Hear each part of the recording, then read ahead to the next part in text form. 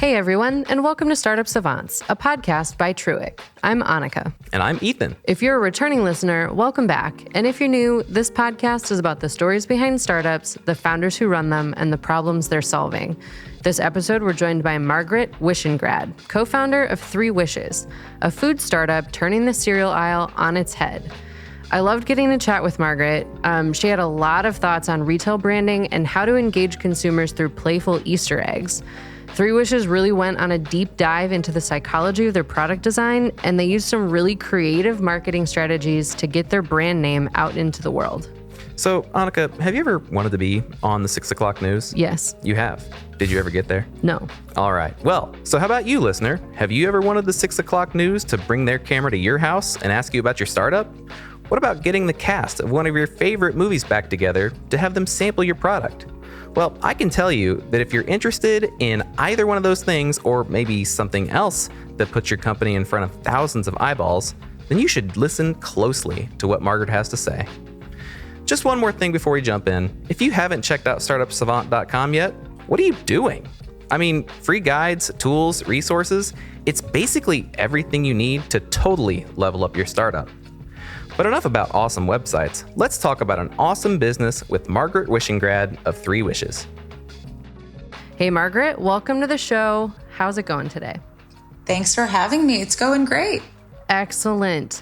So I feel like I say this every interview that I'm like super excited, but I am super excited and definitely going to buy some Three Wishes on my way home today. But if you could start us off, tell us about Three Wishes cereal, the problem it's solving, and how it is solving that problem. Sure. So Three Wishes is a new, better-for-you cereal that is high in protein, low in sugar, gluten, and grain-free. And it's solving the problem, which is there were no healthy cereals. Cereal was really just dessert, a lot of sugar, no real nutrition, and we came and kind of changed all of those things. So our cereal looks like cereal, tastes like cereal, but it's not really cereal. It's an upgrade. It's an upgrade. And when we were doing research, you had mentioned your son learning the pincer grasp and that being kind of a kickoff for you. How are those things tied together? So the original part was, I had my kid. I was one of these kooky moms that's like, oh, I can't feed my kid anything because you spend all this time baking them in your body and you're like, all right, I can't feed you garbage food on the outside world side. So you start to really analyze everything. And I'm naturally a healthy eater.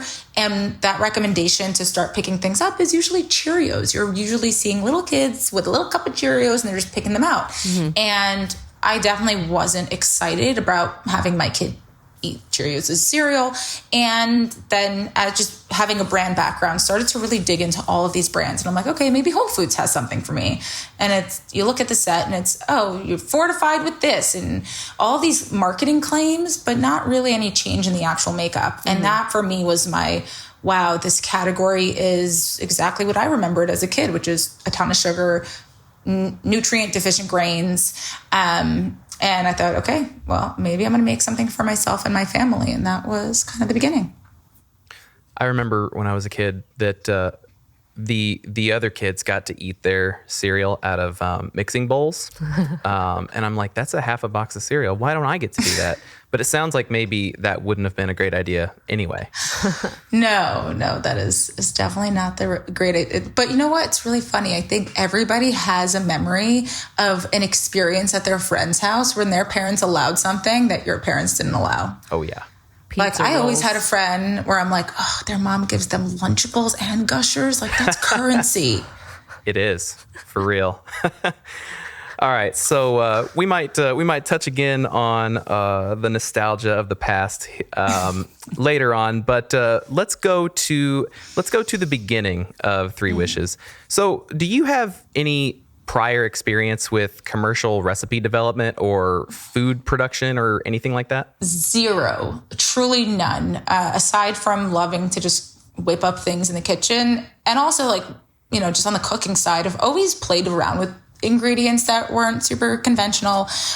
When I was single before I met Ian, I had a gluten-free roommate. So I had really early exposure before gluten-free was something that was pretty common in grocery stores, seeing her figure out ways to make things that could be gluten-free. And so I think I've always had that fun, like, desire to play around and create things in fun new ways. But the actual commercialization and the creation of cereal, which is so extremely technical, I couldn't be further from that industry. So let's get into those technicalities. How did you develop the recipes for those first few products? So after I turned to Ian and was like, okay, well, Ian's my husband, by the way, and co-founder. After I turned to Ian and gave him a quick, like, okay, we're going to make a cereal. And he was like, okay, that's crazy. Let's do it. Once we did that, it was, who do we know in the food and beverage space that could even guide us in the direction of knowing how to commercialize a product or develop a product? And it truly was the 10 people know 10 people like method. So it's call a ton of people that will then redirect you to a food scientist, and a food scientist that would tell you that's not their space and they don't know how to make that.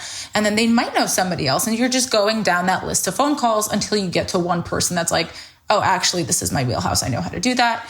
So you bring on a food scientist, which is one part of the very long journey. The next part is then finding a place that could produce it. Creating cereal is not like a commercial kitchen process where it's, you know, you have a recipe, you bring it, and you put it in a KitchenAid. It's extremely, extremely technical, and these things are also produced at really large scales. So it's not so easy to be like, hey, let's test something without testing thousands of pounds of product. So once we kind of gave our food scientists the guardrails, we started to create formulas, and then we were able to take those formulas and take them to different co-mans, which is co-manufacturing and production facilities, and have them start piloting and testing it with a variety of ingredients. Gotcha. So it was a very detailed, very arduous process, it sounds like. How long? This is going to be an excellent two-part question. This is my specialty. How long did this process take between, you know, I want to make cereal and we are making cereal? And what was your outlay? How much did that cost? Yeah, so it took 2 years and it took nearly $200,000. So a whole lot of time and a whole lot of money. And I went into it thinking like, oh, this is going to be easy. You create something and 3 months later you have it. And then it was, you know, years of us taking any profits we had from the ad agency and putting them towards this. It was before we ever raised any money. And it was an interesting and difficult process. Yeah. 2 years to me, I don't want to say impatient, but I'd be antsy. Was there any point in those 2 years where you were like, are we doing the right thing? Should we maybe bring it back a couple steps? Every day of those 2 years? No, it's, you know, I set my mind on we could do this. People have done crazier things. And I've had so many times where we got to a formula and I was like, this isn't right. I don't want to launch this. And everyone around me was like, no, it's not going to get better than this. This is what it's going to taste like. There's no shot that you're going to get your macros, your ingredients, and be able to nail it. And I just kept pushing and pushing. And each time you push is more money and more time. And I just knew it wasn't right. And continued to push. And then finally we all unlocked it. And I tell the story so many times, but I remember leaving production the very first production day when we nailed our final pilot. And I left and it was 5 a.m. and I'm driving and I call Ian and I just start crying and I'm like, we did it. We're done. And he's like, girlfriend, we haven't even started. What are you saying? And I'm like, what do you mean? We just unlocked it. And there were so many ups and downs in the actual development of the product to even get to the final product. But yeah, I mean, that's entrepreneurship. You have to be prepared for those roller coasters. So yeah. I'm glad the front part was hard too. So it all works out. So you pushed back on all these experts, these people that you're paying, these people that have been in industries for, probably a ton of years. Mm-hmm. How did you, you sound like a very confident person and I believe it. And, the press I've read it, you're building an excellent company. You have reason to be confident, but how does one build that confidence or gain that confidence to say, I know you're the expert, but this is my project and this isn't right?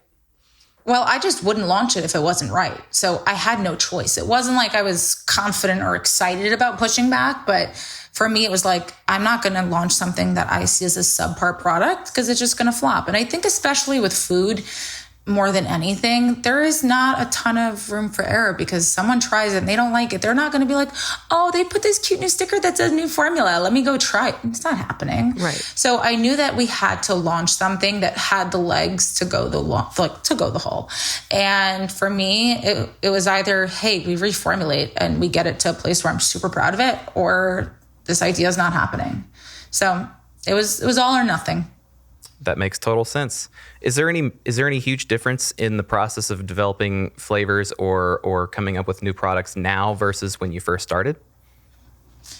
The biggest part was definitely creating that puff that we were able to accomplish, and having it soak the same way in milk like regular cereal does, or having all those characteristics that I cared about. The flavor part is still pretty intense, and there's a ton of iteration, but a lot less difficult than actually getting the cereal to be cereal. And so you tried it, you liked it, you said, based on my tastes, I'm gonna go forward with this product. So that was the validation that you had for yourself. Was there any other validation that said, this is it, this is the product, this is the thing that's going to be worth all of that time, effort, money that we put in to make this happen? My then probably 2-year-old was definitely the biggest critic, because he didn't care about my expertise in marketing. He didn't care about channel strategy or any of the product margin. For him, it was taste. And I had to make sure it was a product he was excited to consume and continue consuming. And so that was a big one. And then the other thing that I learned this from Ian, because I think I was definitely way more, not shy, but rejection and opinions are an intimidating space for so many. And he really taught me of you need to ask the questions that sometimes are uncomfortable to ask, and you need to push the envelope. And anywhere it could have been a coffee shop. He would stop somebody and be like, I need you to taste this and give me your feedback. And they're like, what are you taking out of a Ziploc, you nut? But there were so many, we would just go for all of these different opinions. And that feedback was so important, because sometimes you're a little too close to a product in the process, and hearing someone's complete unfiltered opinion really helps you get to a great place. So not being afraid of that potential news that you don't want to hear was also really important for us. So leaving the sort of, it tastes good, it functions the way that cereal should function. Yes. Function seems weird in describing. There are a million cereal. ways to measure cereals, I'm learning. What about your market said, we want this that has more protein in it, that doesn't have all this other stuff about it? Who is your market, and how did you find them, and how did you know this is what they needed? Totally. So we, in the very beginning, to validate that we were actually solving a real problem and not just a mom that had a cute idea. It was more of a, hey, I'm feeling this. Is everyone else feeling the same issue in this category? We spoke to a whole wide range of people, whether it was grandparents, whether it was moms with kids, whether it was just single adults. And a lot of people echoed very similar things, which were, and this is interesting, moms of boys felt that their kids, they wouldn't feed them cereal because it was, why did you leave the category and what are you looking for? And moms of boys said that they didn't have enough protein to power their kids. Moms of girls said it had too much sugar to feed their kids. And all of these, all the other ages in between left for a balance of those of, hey, there's no nutrition, it's dessert. And some of it was, I can't have grains or corn or oat or rice because they're pretty inflammatory.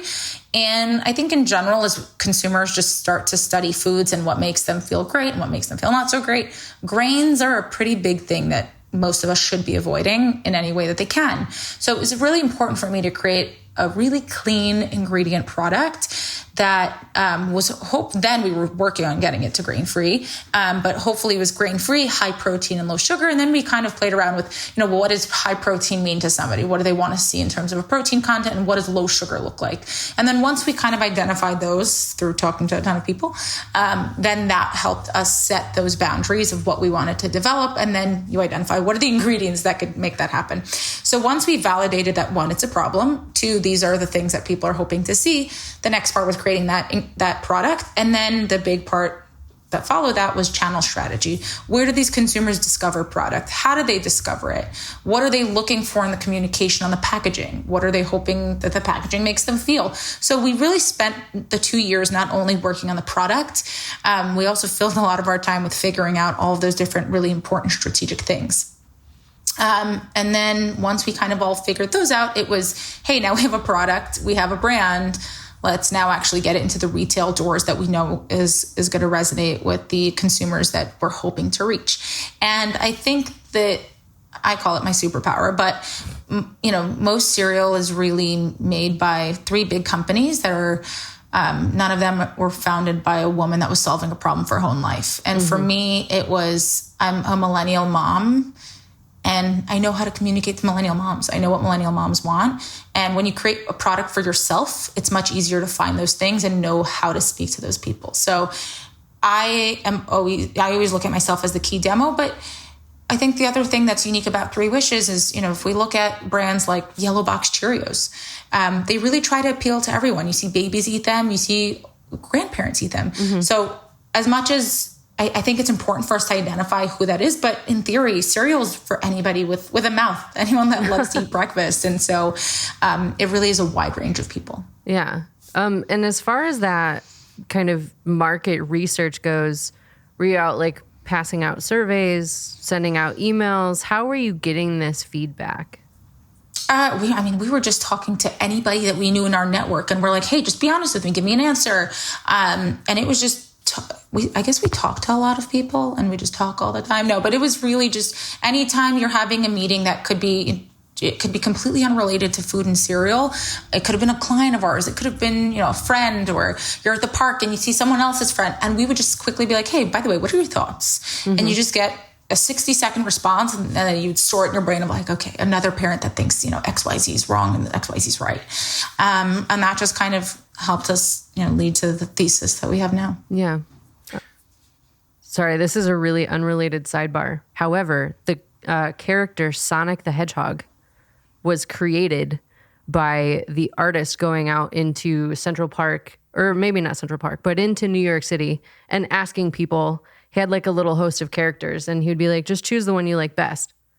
And that's how Sonic came to be. So, clearly y'all did something right. So, well, I want to keep it in there on the Central Park topic because it's really interesting. So we lived a couple blocks outside of Central Park when we had Ellis, and we actually got married in the park. May the boathouse rest in peace whenever it's closing. But we got married in the park, and we struggled coming up with a name for the brand. And we were really annoyed one day. And for us, it was the hardest thing because we did this for people, creating brands, and we couldn't come up with our own brand name. And I'm like, okay, this is the classic shoemaker without shoes situation. Here we go. And so we're sitting in the park having this like long day. And I was literally outside of the boathouse. We had Ellis, it was Ian and myself, and I'm scrolling through my phone looking for inspiration on my own Instagram. I don't know why, but I was on my own Instagram scrolling for inspo of what do we name this brand? Because we ran into a trademark issue with another name we had. And I'm scrolling, and I'm looking at this one post I did. So when I was pregnant with Ellis, I didn't tell anybody. I was like superstitious about it. And when I had him, I took a picture of his hand next to this necklace that said wish. And the hashtag I used, does anyone use hashtags anymore? The hashtag I used was 3 wishes. And I turned to Ian and I was like, okay, crazy idea. This is never going to be available because everything on earth is trademarked, it feels like, especially in grocery. I was like, okay, can you just go to USPTO, Ian, and see if 3 wishes is available? And he looks it up and he's like, oh my God, 3 wishes is available. I'm like, this is crazy because we had 3 claims we cared about. We had the 3 Wishingrads. And of course it happened outside of our wedding venue, out of nowhere, from an Instagram post I posted ages before that. So it was really crazy, but Central Park does hold a very special place in my heart for that reason. You and Sonic all the way. Even Sonic, right? All right. So I want to go to the kind of day-to-day operations of you running your business and focusing on one thing specifically. So you all run 3 Wishes inside of your home. How many employees do you have just walking through your front door every day? Well, so before a whole pandemic, we did have some of the team come, a few days a week. And then it was just Ian and myself and our kids running into meetings. And then now we have people coming, they want to come whenever they want to come. But we we've done a really great job at hiring. And I'm very lucky for the team that we have, where everyone's super responsible. I don't feel like I need to hover over anybody. And, you give them the ability to lead, and we've seen that it really helps. So most of the team's actually really remote. So it's just me hanging out in the dining room. Gotcha. And then sometimes Ian. Cool. So you don't have like 10 people that are just like around your dining room table every day. We do love when people, so sometimes the team will come through and we're like, oh, let's do a dinner, let's hang. And it's almost symbolic that it's in our home in a weird way, where anybody working on this brand is a part of the family. It is a family brand. The name is about the story of a family. And everybody that works on this brand and touches this brand is truly, they're an honorary Wishingrad. And so I guess it is fitting that it's in the dining room and we all really love each other and enjoy each other. So in one of the conversations that we had before this call, you mentioned that you run a, quote, lean, tight operation. Can you tell us what that looks like for Three Wishes? My team is tiny. So it's Ian, myself. I have a supply chain logistics person who is in Chicago. And then we have from Ian's agency side, 2 people that kind of float between his agency and Three Wishes. And that's it. That's it. Tiny. But I think I prefer to keep it that way. But yeah, I think output is most important. I've never been one to really love companies that silo people and don't allow them to work in other areas. I think people naturally are so curious to learn other things. And I really wanted to enable that. And so every week we have a really fun, long team hang where we're hanging out as people and we're talking about what everyone's up to. And then we kind of let everyone think of new things. For example, one of our really popular limited time flavors that we launched back in February this past year was our chocolate covered strawberry.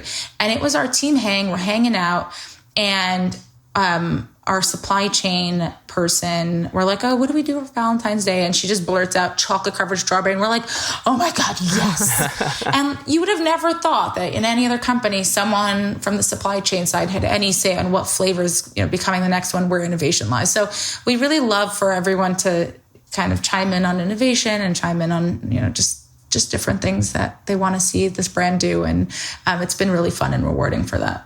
So keeping this small team and kind of everybody having an opinion on, not necessarily everybody having an opinion on everything, but reaching out to every part of the org for ideas and answers and solutions and that sort of thing.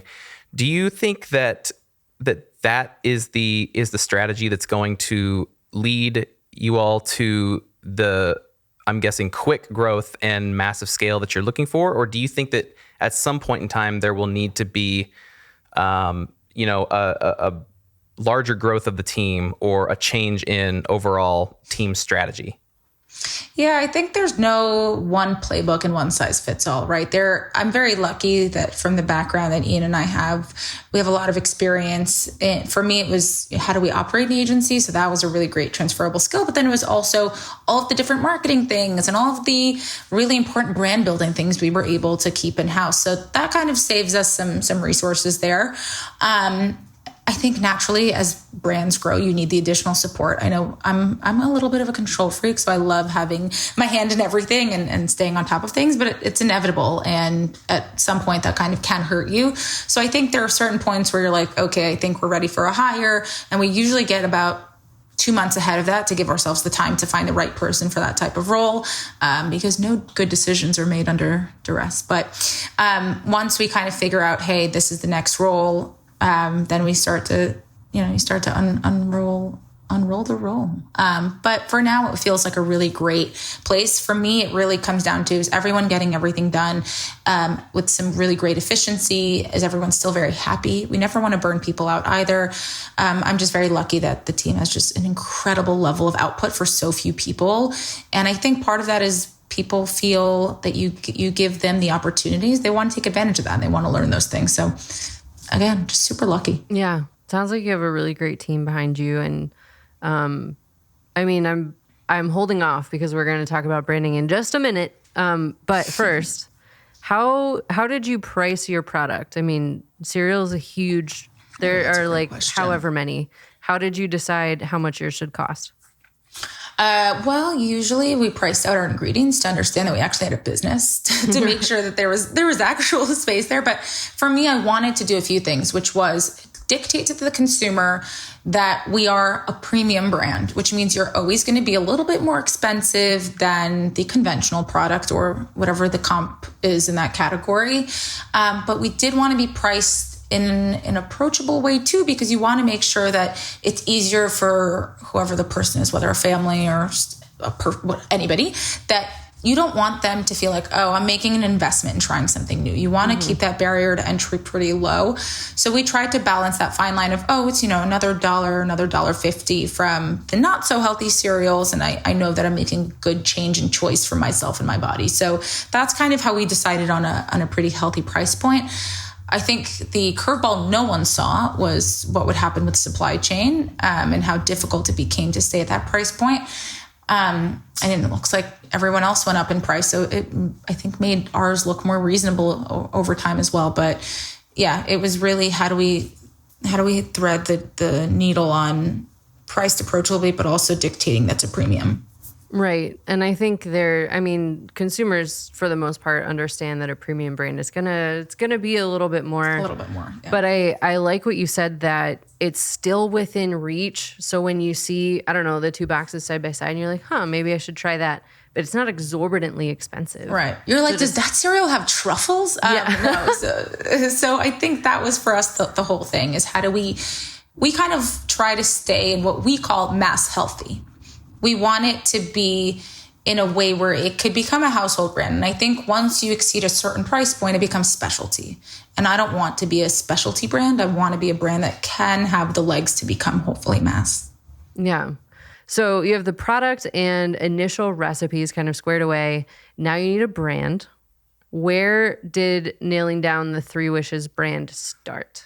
It's a grueling process because we're very close to it. So we did our branding in-house. So Ian's agency is called Big Eyed Wish. It's here in New York. And taking it on internally was once you're so close to something, it's so difficult. And the thing I did is I broke the cardinal rule for us, which is you can only say one thing to the consumer. And I'm like, but no, I need to say three. So it's really hard to communicate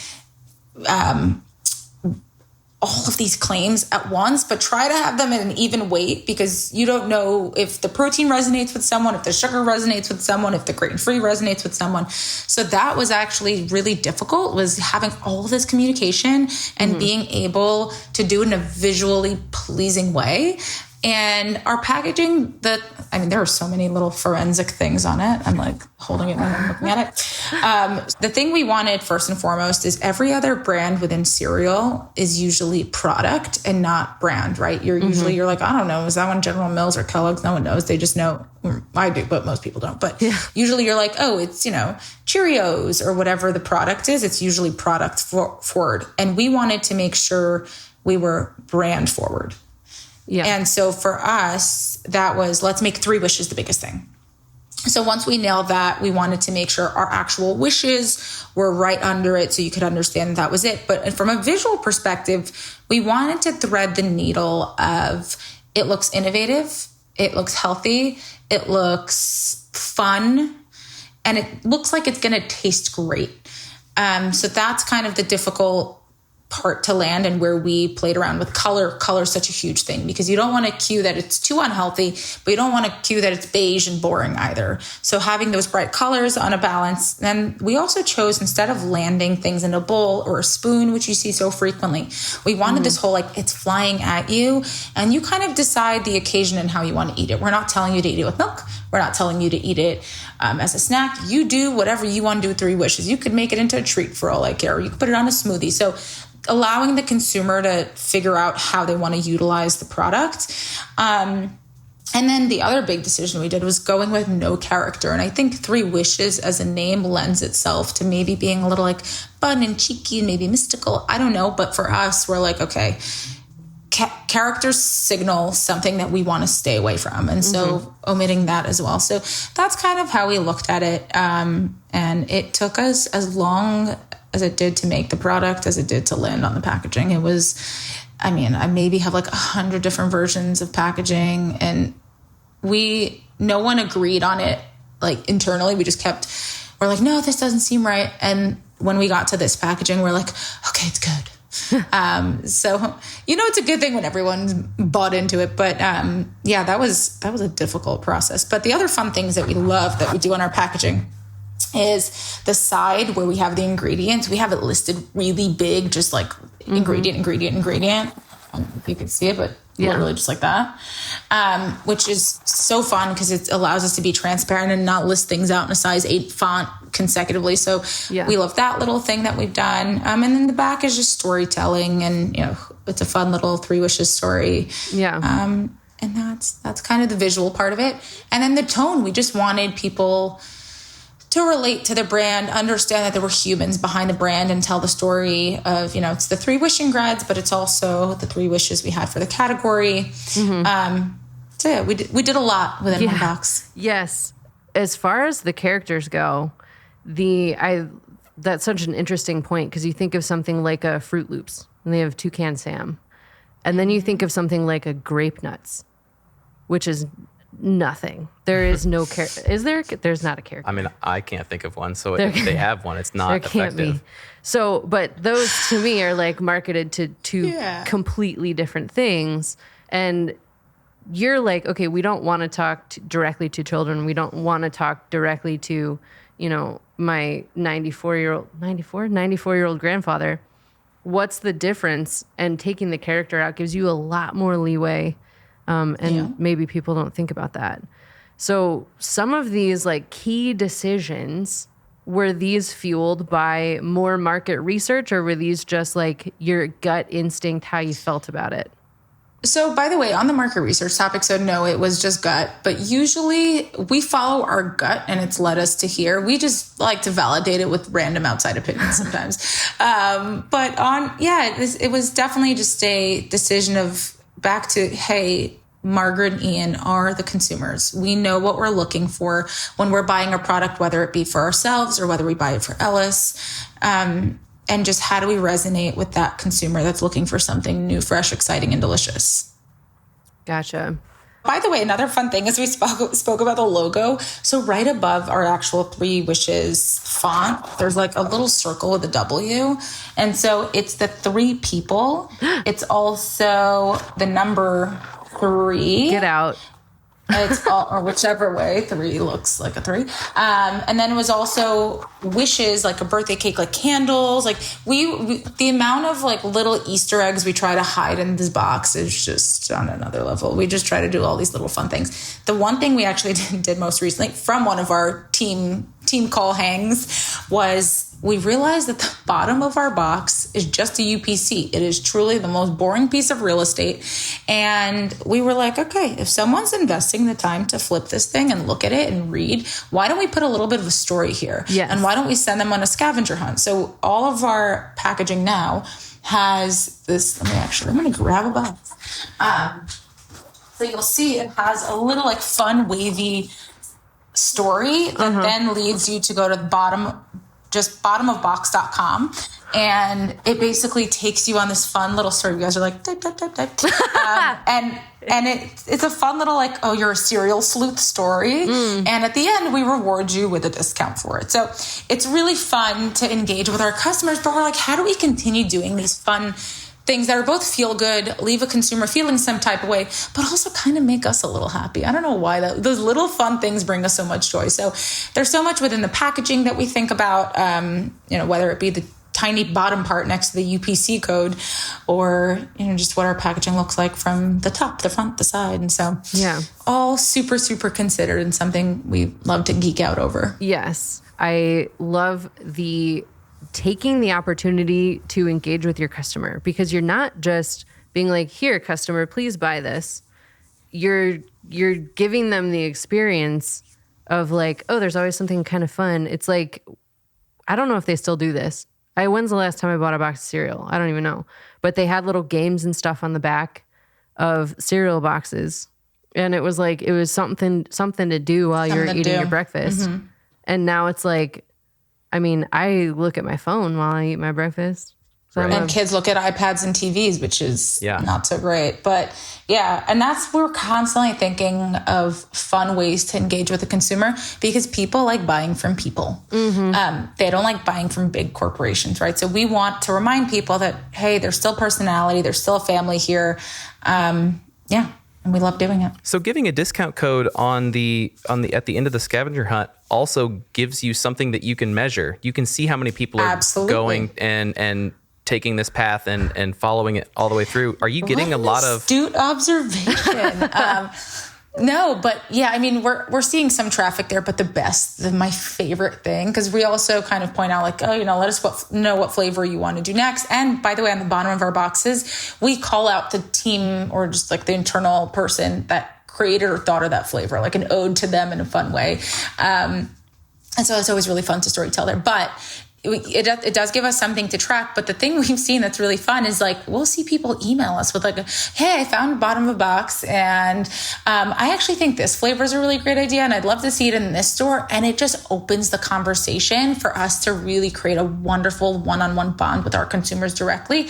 And when you're a retail brand, that's difficult because anytime you're a D2C brand, you could serve them with a plethora of ads, emails, et cetera. And it's easier to have a sticky touch point. When you're just on a store shelf somewhere, it's hard to know who's buying you without buying a whole lot of data. So this does give us a fun way of just, seeing where is this person from? What are they, hoping to see? So yeah. Right. Yeah. You've created that incentive to go to the website because you could print out the name of your website in 50-point font on the front of the box and probably not get very many people to visit it, but giving them the ability to have a real reason to go to the website. It's not just like, hey, come to our website. It's like, hey, you want to do this fun thing? Go to this. And then they end up on your website. That is fantastic. Yeah. Thank you so much. The other thing we also learned over time is that people are really invested in things when they feel like they've put their touch on it. So really allowing people to be a part of the journey and the experience makes them want to root for the brand. It makes them want to just stay tuned. So just getting that attention and keeping them tuned is really important to us too. Yeah. So as far as for a brand that may be struggling with maintaining that personality or creating that personality, are there like any quick and dirty, like, here, do this, do that, and then like, boom, you have a personality? It's hard for me to answer that because this brand is really a reflection of Ian and myself. We're both just like a whole ball of energy.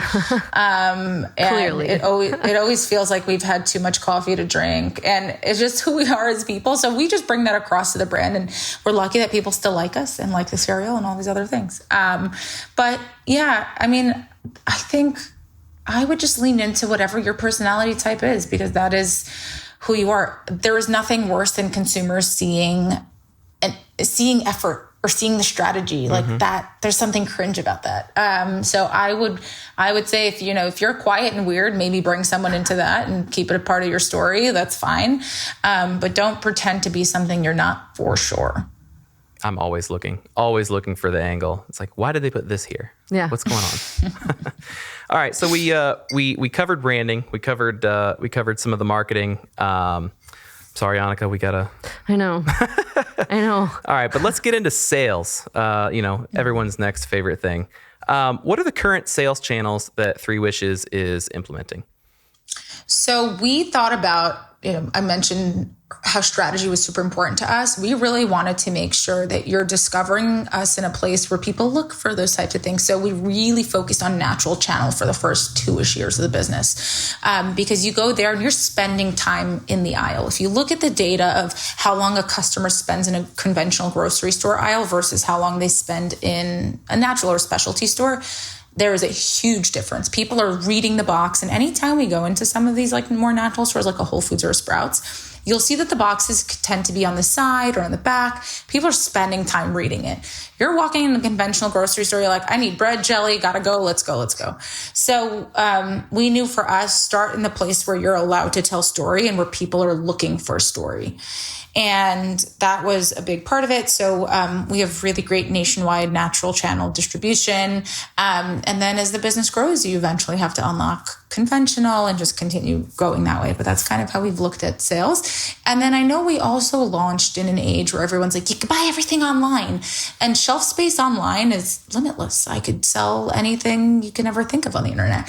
Shelf space in retail stores, not so much. So we really set out to be a brand that has an incredible presence in retail, because that was actually the hardest of the two, and convincing a store buyer to give you the opportunity and have the shelf space. So even though we are omni-channel and you can buy us on our website and on Amazon, we really focused on brick and mortar.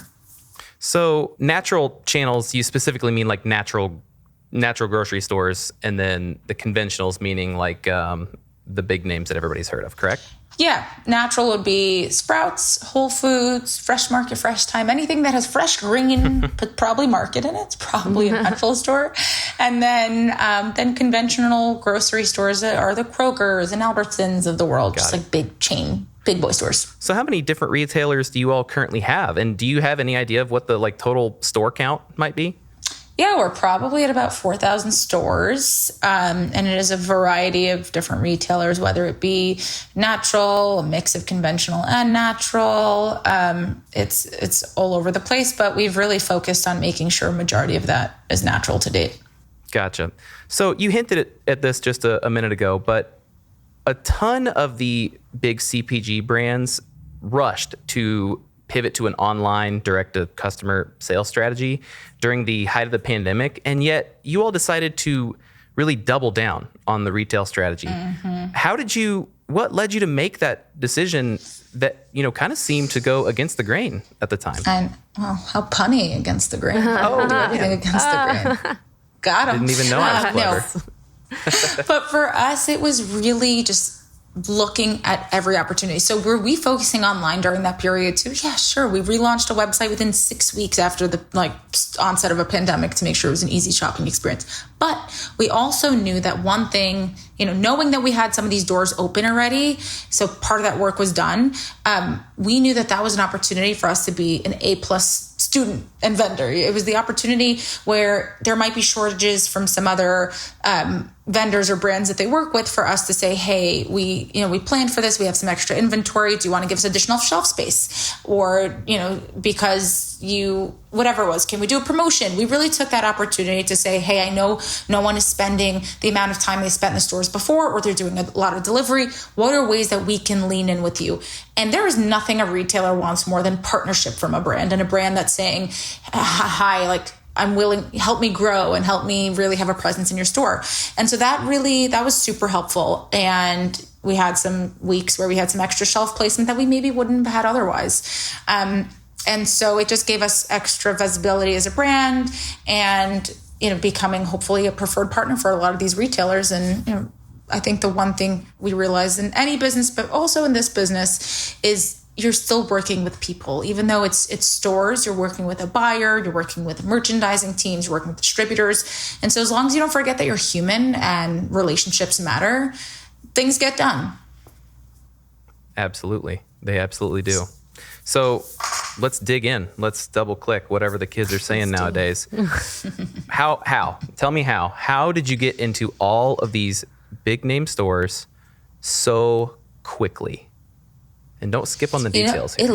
It looks so quick. It is totally, when you see a duck in the water and you're like, oh, the duck is so still, and those feet under the water, so even though it seems like it was really quick, we started talking to retailers before the product was even public. We started, months ahead of time, knowing that anything, because stores go by resets and reset calendars, and sometimes they only bring cereal in every 6 months or every 12 months. Because, in my mind, when I was shopping in retailers, like, oh, you just throw something on the shelf, it's fine. But it's not that easy. And so that relationship takes a ton of time. So knowing that we were going to launch this cereal, knowing we were kind of close, we started sharing it and showing it to buyers. And the way we got to buyers was really just like digging. It was sleuthing. It was finding out, on LinkedIn, who's this buyer? Who do I know that knows the buyer? Can they introduce me? If they can't introduce me, can I find a broker that can bring me that relationship? And just getting to that relationship by any means possible. Then once you get to the buyer, sharing with them, I think everyone's like, well, how'd you get the buyer to take it?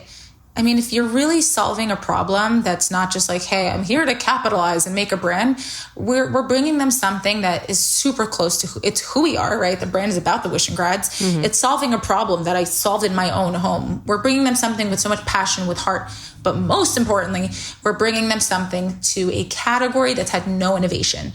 And so I think buyers are naturally a little bit more inclined to try something new in a category that's been stale. So then they were like, all right, we'll give you the opportunity. And the rest is on the brand, because all they're giving us is real estate. Once you get the real estate, that's our job now to come in on the advertising side and just, how are we going to motivate people? One, how are they going to know we're even sold here?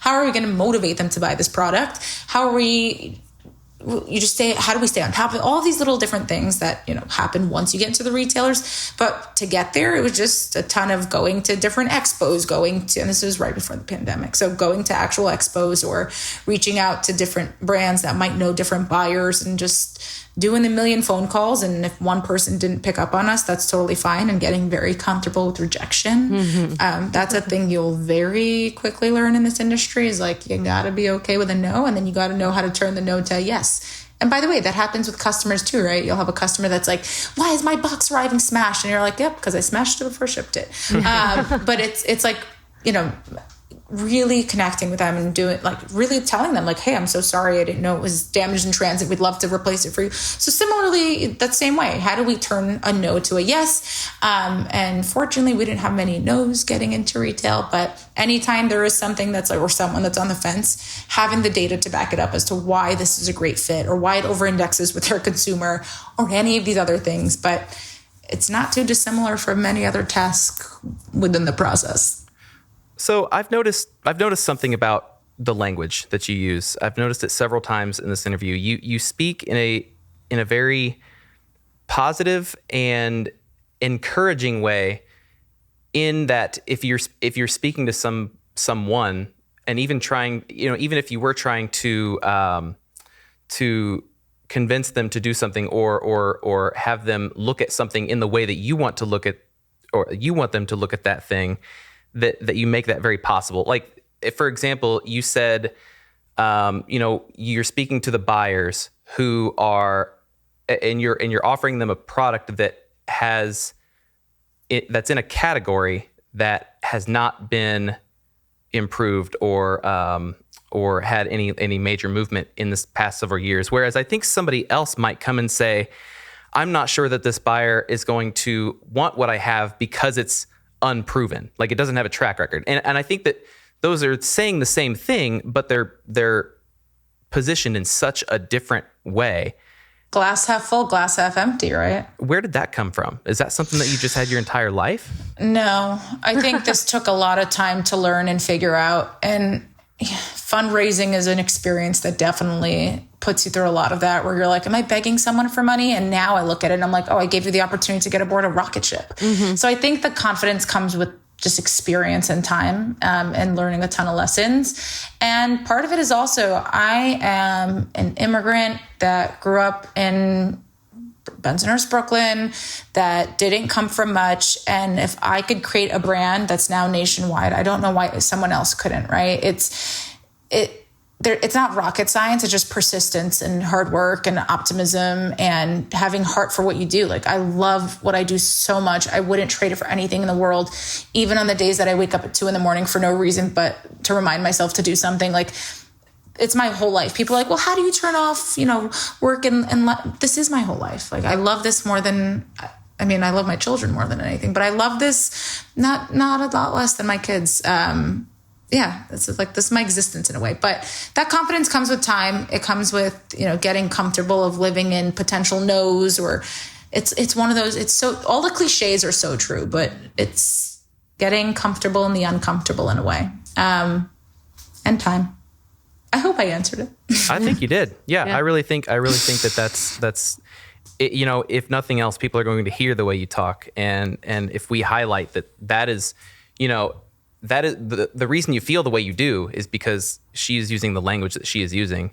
You know, if we highlight that, then people can say, hey, that's something that I can do. She said she wasn't born with it, which means I can learn that too. And I think that's dress for the job you want and not the job you have, right? And so that's exactly it. And remember, if you truly believe that you created a solution to something, bring that same passion, love, and energy, and the rest follows. All right, so I'm going to ask one more question about sales, and then I'll get off my soapbox. What's the sales strategy moving forward? I mean, are you just going to continue just mashing the gas pedal on the things that are working right now, or do you have, you know, a new trick that's going to create even more acceleration? I don't know I think I never took my foot off the gas, but we're mashing the gas pedal. So for us, we know, you know, similar to how confidence happens over time, we know that to become a household name brand, which is what I hope to do, I have my name on this. So I would hope that it really has some really wonderful sticking power and stays around for a very long time. But those types of things take, you know, I think the statistic I once read was like, it takes 7 years to become a household name. So it just standing the test of time and making sure that you're growing at a really reasonable and sustainable pace, and that you're not raising too much money to create unrealistic expectations to then make stupid business decisions. For me, I just want to continue making really great decisions and steering this brand in a way where it continues to grow in a really smart way. And for me, that's, you know, channel strategy and just all these other experiences and flavors and innovation. But yeah, it just, how do we create this to stay around for a very, very long time? Yeah. I can't remember hearing that it takes 7 years to be a household name. I can't remember if I've heard that before, but I feel like mind blown right now. So. I have. I mean, and I think so many people look at all these other iconic brands that have been around for a long, long time. You're like, oh my God, it's been 75 years, 100 years, 50 years. And sometimes you look at these brands and logos, and this is just from like the branding geek side, but you look at them and you're like, that is such an awesome logo. And if anyone showed you that logo on anything else, you would have been like, that is horrible. But when you're used to seeing something and it's embedded in your brain, I think it creates some kind of behavior. Yeah. So sticking around and doing a good job and standing the test of time, I think, is a really important part of it. Yeah, absolutely. So what are some of the most unorthodox marketing strategies that you've tried out? Oh, they're all so unorthodox. Ian always complains that he's the marketing guy that has no budget to execute things because I'm always just like, but why? What is the return it's going to give us? But yeah, it was, you know, for us taking these weird times like a pandemic and being able to turn them around. And one of those was that COVID drive-through time. We did a taste test. And so what we did was we used to sample every single weekend before the pandemic. We'd go to all the local stores that we were sold at, and we would sample it and, you know, find kids and parents to give this product to so they could try it and love it and buy it. And pandemic rolls around. Nobody's going into stores. Nobody wants to hear some dude give them cereal in a little cup either. And Ian looks at me and was like, what if we have a U-shaped driveway? What if we did a taste test? And I'm like, are you out of your mind? Like, I'm not leaving the house. I'm not doing a taste test. No one's going to come. Like, all these negative thoughts. And he was like, let's just do it. Let's see what happens. So we do it. And we set up, like, we took an empty palette we had. I took Ellis's little art roll and, like, with paint was like, taste whatever. I don't even remember what I wrote. But we did it. We set up. I had tongs and a mask and the whole kit and caboodle because this was like peak 2020, early days. Yeah. And everyone was just like, no one wanted to sit at home. You know how people are just driving around aimlessly to just get out of the house, but like go nowhere? Yeah. That was all of us. And there were people just driving by and just like scooping a little cup of cereal to try it. And it just turned into like a whole queue of humans. And Ian quickly takes out his camera and was like, okay, let me just capture this and share it locally. Say like, you know, here's this family that's taking this really weird time in business and how does a small business grow and thrive and figure things out. And I think it's especially important because in the news cycle, it was horrible. Every other news segment was hospitalizations and shortages of things. And it was just like really sad. And I think news loves an opportunity to maybe bring some some good stuff to light. So we had that, and it kind of spread a little bit like wildfire. We had it here in the local paper. Then all of a sudden we have national news networks calling us to do like an interview. And it was we did a 3-minute segment on national TV when everyone was watching TV during a pandemic.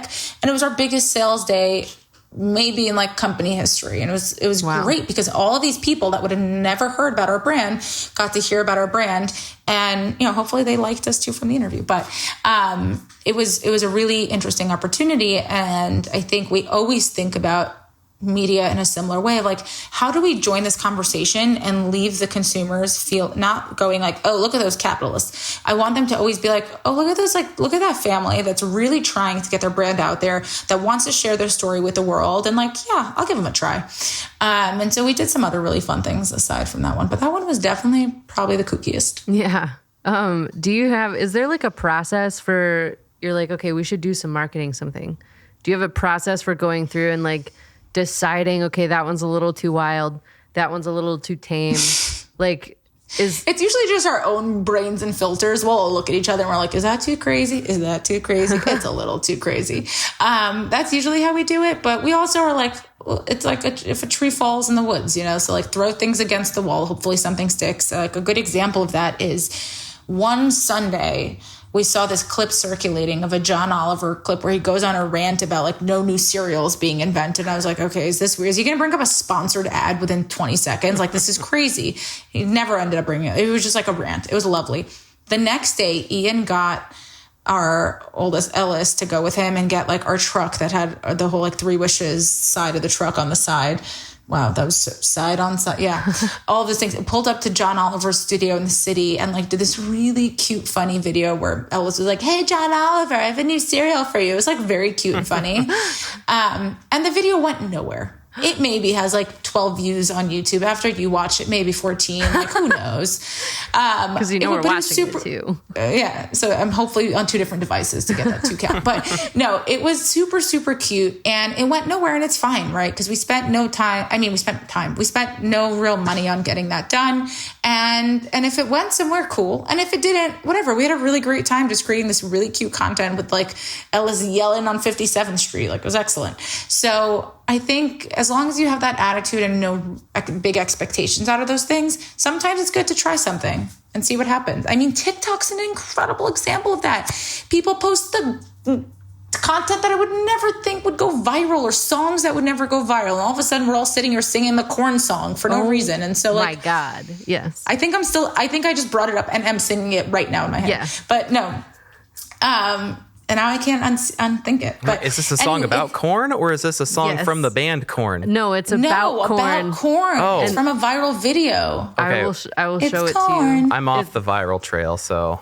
Are you even on TikTok? Not that I'm aware of. Okay.